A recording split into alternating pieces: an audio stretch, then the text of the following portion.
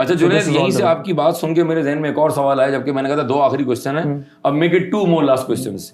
जुनैद, मेरा second last question है कि आपके ख्याल में F7 को प्रिपेयर करने के लिए कितना टाइम चाहिए? हम अजम्पशन ले रहे हैं कि आप फिजिकल क्लासेस ले रहे हैं, फिर मैं इसी सवाल का एक पार्ट भी निकालूंगा कि अगर एक बच्चा F7 को रिकॉर्डेड लेक्चर्स में कवर करना चाहता है या घर बैठ के रिकॉर्डिंग देखना चाहता है, चाहे आप कराची में, कराची के बाहर हैं, आउटसाइड पाकिस्तान है, तो कितना टाइम लगता है उसके अंदर?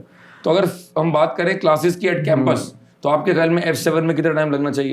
सर नॉर्मली जो हमारे KNS के अंदर भी प्रीवियस सेशंस वगैरह हुए तो approximately 3 to 3.5 months required to 3.5 months on the assumption कि हफ्ते में कितनी क्लासेस हैं? क्लासेस अप्रॉक्सीमेटली होंगी 3 आवर्स पर क्लास के होंगे, यानी कि ड्यूरेशन वुड बी 3 आवर्स। अच्छा, हमारा नॉर्मल ट्रेंड है, lot of students would agree. अच्छा, बहुत सारे बच्चे जून में एग्जाम देते हैं, जून का जो रिजल्ट है वो आता है मिड जुलाई में। उसके बाद डिफरेंट फैकल्टी मेंबर्स से, मुझसे, जुनैद से बच्चे सवाल करते हैं, सर क्या अब मैं F7 सितंबर में दे सकता हूँ, क्या मैं F8 सितंबर दे सकता हूँ? अब सवाल ये कि जुलाई में रिजल्ट आया आपका मिड में, अब आपके पास जुलाई के कुछ दिन हैं और आपके पास अगस्त है, सितंबर माह का एग्जाम है। अगर आपने F7 दिया था और वो अनफॉर्चुनेटली आपने फ्लंक कर लिया, फेल कर लिया, वो एक डिफरेंट बात है।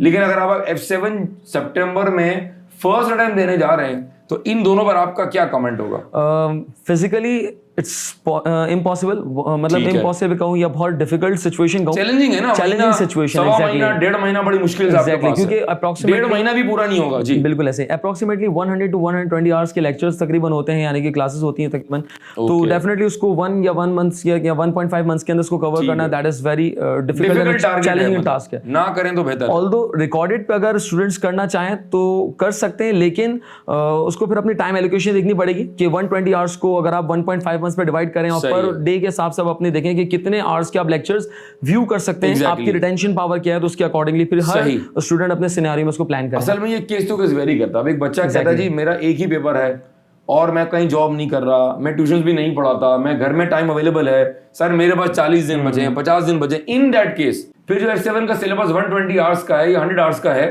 वो जो आप 3-3.5 महीने में कैंपस में कवर करते हैं, हफ्ते में 3 क्लास में कवर करते हैं, वो आपने फिर उन 40-50 दिनों में आपको स्प्रेड करना पड़ेगा।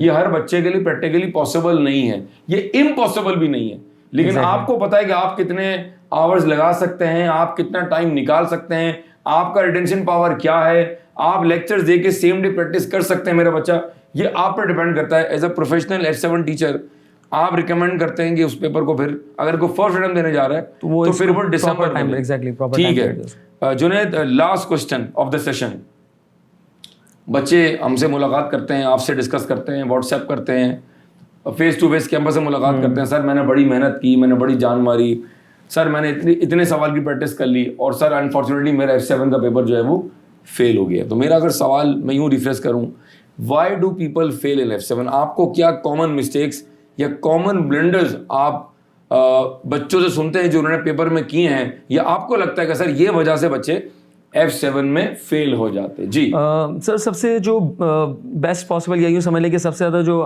रीज़न आपके पास है फेल होने का, that is a lack of practice. And I don't think कि स्किल्स के अंदर, जैसे कि सर रमीज से भी मेरी एक मतलब डिस्कशन हो रही थी, तो स्किल्स के अंदर F6, F7 और F9 ये 3 वो पेपर्स है जिनका पास रेट बहुत अच्छा है, यानी कि ग्लोबल पास रेट अगर देखा जाए, उसको थोड़ा ऑब्जर्व किया जाए, दैट इज अबव 50%।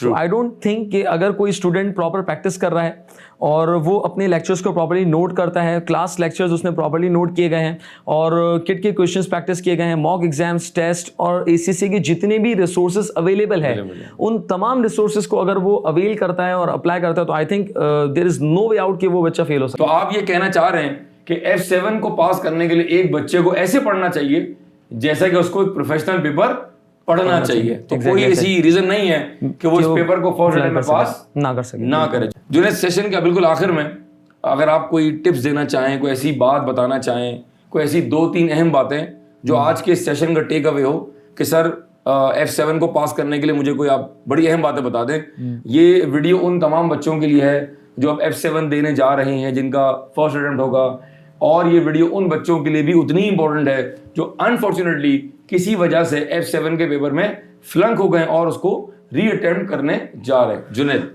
सर, एक ही टिप है, यानी कि पॉजिटिव रहें और प्रैक्टिस करते रहें। जो किसी भी आप अगर फैसिलिटेटर से अगर आप पढ़ रहे हैं तो अपने पेपर के ऊपर फोकस करें, प्रैक्टिस के ऊपर फोकस करें, और कोई भी क्वेरीज वगैरह हो तो कोशिश करें कि अपने जो भी रेलिवेंट फैसिलिटेटर है, कोर्स फैसिलिटेटर है, उससे कांटेक्ट करें और जो भी आपकी क्वेरीज है उसको कोशिश करें as soon as possible resolve करा ले, सो दैट कि आपकी कोई भी क्वेरीज अनआंसर्ड ना रहे। क्योंकि होता ही है कि अगर आप किसी कॉन्सेप्ट के अंदर लैग कर रहे होते हैं और उसी कॉन्सेप्ट को बार बार अगर आप इनकरेक्ट करते रहेंगे तो डेफिनेटली आपका मोटिवेशन लेवल, आपका मोरल जो है वो डाउन हो जाएगा। बहुत मर्तबा बच्चे मिस्टेक बार-बार रिपीट भी कर रहे होते हैं। रिपीटेड मिस्टेक्स ना करें, उसके अंदर उस क्वेरीज को कोशिश करें as soon as possible resolve करा लें और प्रैक्टिस पे बहुत ज्यादा फोकस करें। मेरा अपना एक बिलीफ है कि किसी भी पेपर को, स्पेशली F7 को पास करने के लिए, अगर आपने अपनी प्रैक्टिस पे बहुत ज्यादा फोकस किया है तो आई डोंट थिंक कि आपको किसी भी किस्म के कोई इश्यूज फेस करने पड़ेंगे। So I think practice is the best और the punch line for this one, कि अगर आप प्रैक्टिस करते हैं, practice and practice. Junaid, thank you so much. Thank you so much, आपने बड़ी वैल्यूएबल टिप्स दी हैं। Nice to meet you sir. वो तमाम स्टूडेंट्स जो सर जुनैद खालिद से कैंपस में मुलाकात करना चाहते हैं वो हमारे रेलेवेंट एचडी के काउंसलर से कनेक्ट करके सर जुनैद खालिद से 1-to-1 सेशन में मुलाकात कर सकते हैं। आई होप कि this session will be useful for all HEC student and specially for F7 students. इंशाल्लाह आपसे फिर मुलाकात होगी नेक्स्ट एपिसोड में केनस के एक और शाइनिंग स्टार के साथ। Thank you very much. Allah Hafiz.